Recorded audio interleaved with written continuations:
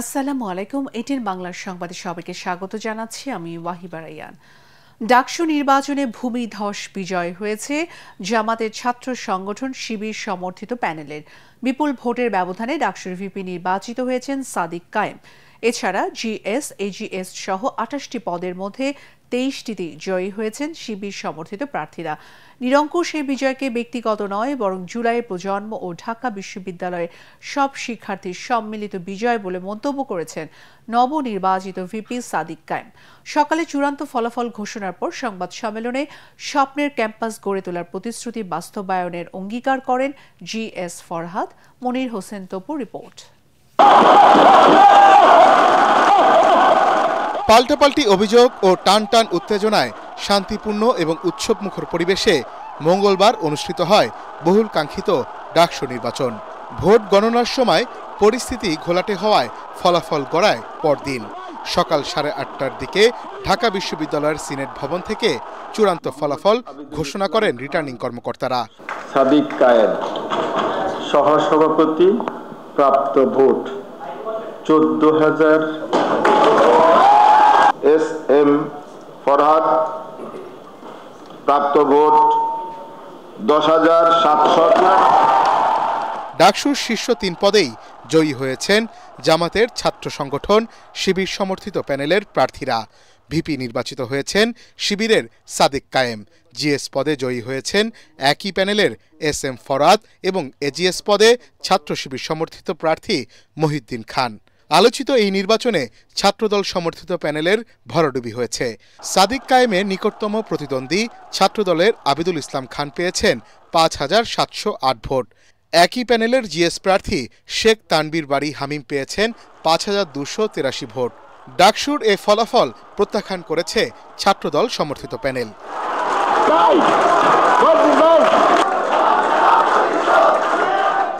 এদিকে নির্বাচনে বাকি হেভিওয়েট প্রার্থীদেরও ভরাডুবি হয়েছে।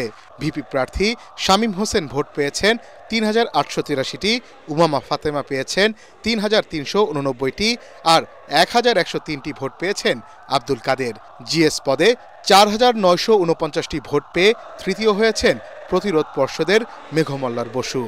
একই পদে গণতান্ত্রিক ছাত্র সংসদের আবু বাকের মজুমদার পেয়েছেন 2,131টি ভোট।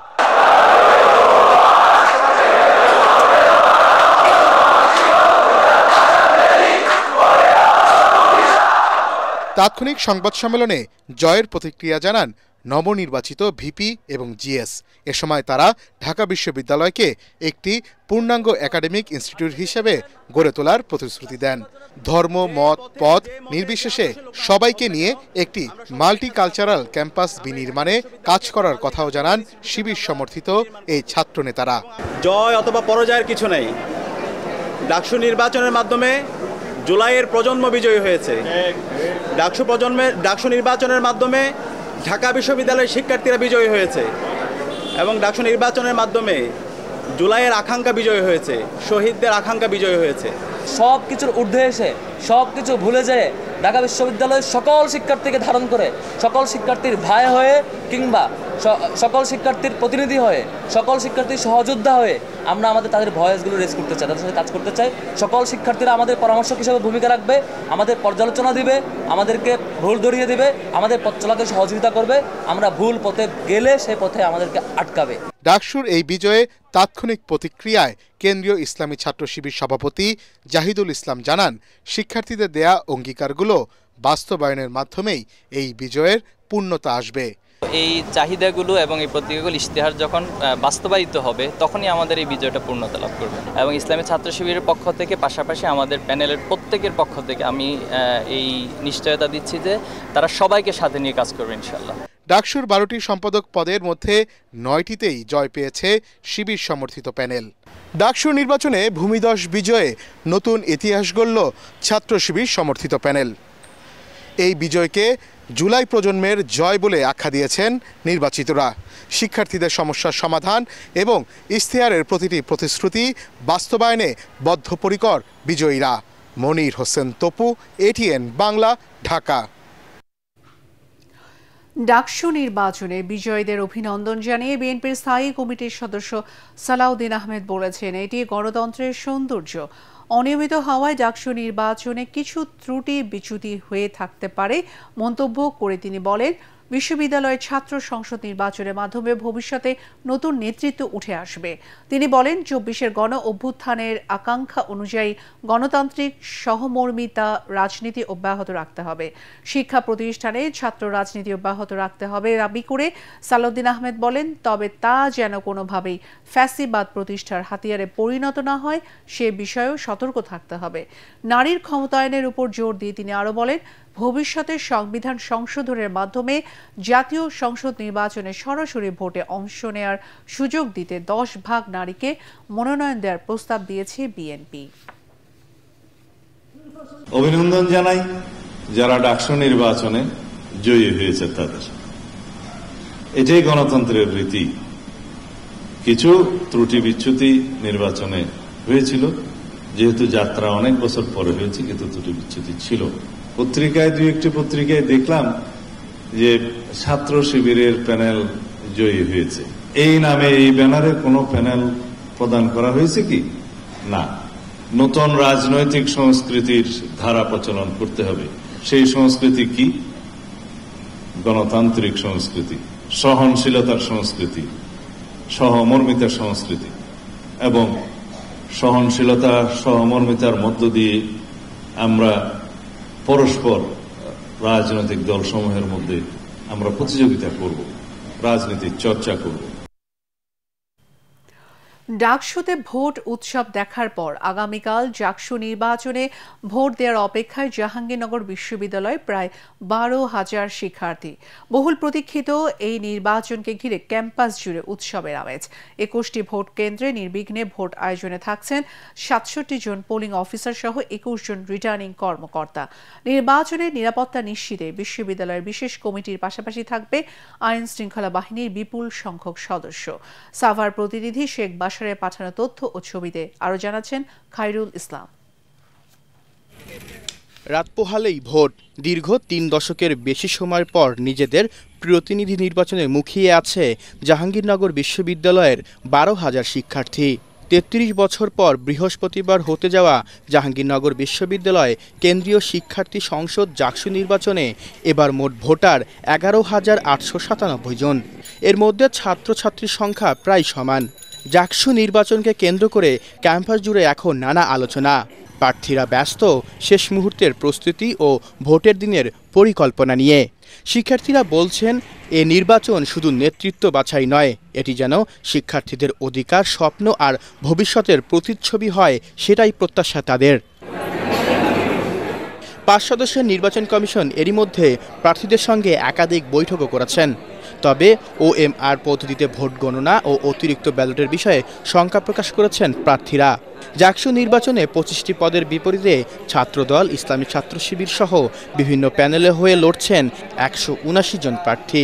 ২১টি হল সংসদে প্রতিদ্বন্দ্বিতা করছেন ৪৪৫ জন। কেন্দ্রীয় সংসদে ভিপি পদে ৯ ও GS পদে লড়ছেন ৮ জন প্রার্থী। আমরা চাই যে আমাদের শিক্ষার্থীরা একটি অংশগ্রহণমূলক নির্বাচনে অংশগ্রহণ করুক এবং সেখানে সকল সংগঠন বা সকল ধরনের সাধারণ শিক্ষার্থীরা যাতে নিষ্কলুষভাবে তাদের ভোটাধিকার প্রয়োগ করতে পারেন সেটাকে সুনিশ্চিত করতে চাই। ডাকসুর প্রধান নির্বাচন কমিশনার অধ্যাপক ডক্টর মনিরুজ্জামান ও নির্বাচন কমিশনার সদস্য সচিব অধ্যাপক ডক্টর AKM রাশিদুল আলম বলেন, সকল প্রার্থীদের ডোপ টেস্ট বাধ্যতামূলক করা হলেও শতাধিক প্রার্থী এতে অংশ নেননি। নির্বাচন ব্যবস্থাকে সুদৃঢ় করতে হলে কয়েকটি পিলার আমাদের সুনিশ্চিত করা প্রয়োজন। একটি হচ্ছে নিরাপত্তার ব্যবস্থা, কোনো প্রকার অপশক্তি যেন সেখানে বাধাগ্রস্ত না করতে পারে নির্বাচন ব্যবস্থাকে। বহিরাগতরা বা সাবেক শিক্ষার্থীদের আজ ক্যাম্পাস ত্যাগ করার নির্দেশ দিয়েছে বিশ্ববিদ্যালয় কর্তৃপক্ষ।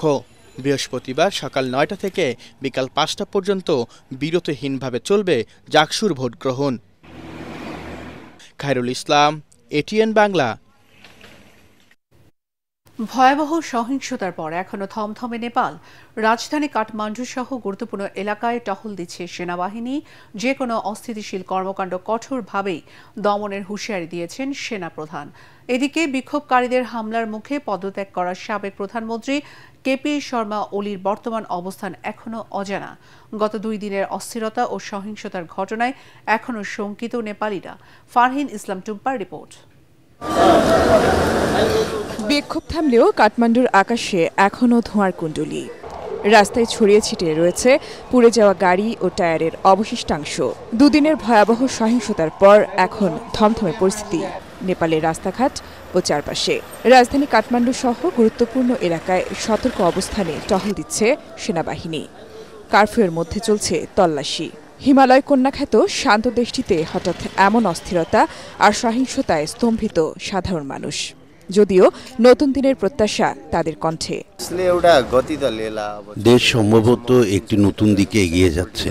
আমরা সাধারণ জনগণ আশা করি রাজনৈতিক দলগুলি এই সব কিছু থেকে একটি বড় শিক্ষা পেয়েছে। এটা বুঝতে পেরেছে যে দেশ এবং জনগণ সবকিছুর ঊর্ধ্বে। প্রধানমন্ত্রী কেপি শর্মা ওলির পদত্যাগের পরও পরিস্থিতি শান্ত না হওয়ায় গেল মঙ্গলবার রাতে আপৎকালীন নিরাপত্তার দায়িত্ব নেয় নেপালের সেনাবাহিনী। এরপরই জেনারেল জেড এর নেতৃত্বাধীন সেনাবাহিনী নিষেধাজ্ঞামূলক আদেশ এবং দেশব্যাপী কারফিউ জারি করে। দেশটির জনসংযোগ ও তথ্য অধিদপ্তর এক বিবৃতিতে জানায়, এসব আদেশ ও কারফিউ বুধবার বিকেল 5টা পর্যন্ত চলবে। এরপর আবার বৃহস্পতিবার সকাল 6টা থেকে শুরু হবে। ক্রমবর্ধমান নিরাপত্তা পরিস্থিতির ওপর নির্ভর করে পরবর্তী সিদ্ধান্ত নেওয়া হবে বলেও জানানো হয় বিবৃতিতে। এ পর্যন্ত লুটপাটে জড়িত সন্দেহে 21 জন সন্দেহভাজনকে গ্রেপ্তার করেছে সেনাবাহিনী। দুর্নীতি ও সামাজিক যোগাযোগ মাধ্যমে নিষেধাজ্ঞার প্রতিবাদে শুরু হওয়া বিক্ষোভ থেকে রূপ নেওয়া সহিংসতায় মঙ্গলবার পদত্যাগ করেন সাবেক প্রধানমন্ত্রী ও কমিউনিস্ট পার্টির নেতা কেপি শর্মা ওলি। তবে তার বর্তমান অবস্থান সম্পর্কে এখনও কিছু জানা যায়নি। ফারহিন ইসলাম টুম্পা, এটিএন বাংলা। পরবর্তী সংবাদ দেখার আমন্ত্রণ জানিয়ে এখনকার মতো শেষ করছি। এটিএন বাংলার সংবাদ ইউটিউবে দেখতে ব্রাউজ করুন youtube/ATN Bangla News। ধন্যবাদ।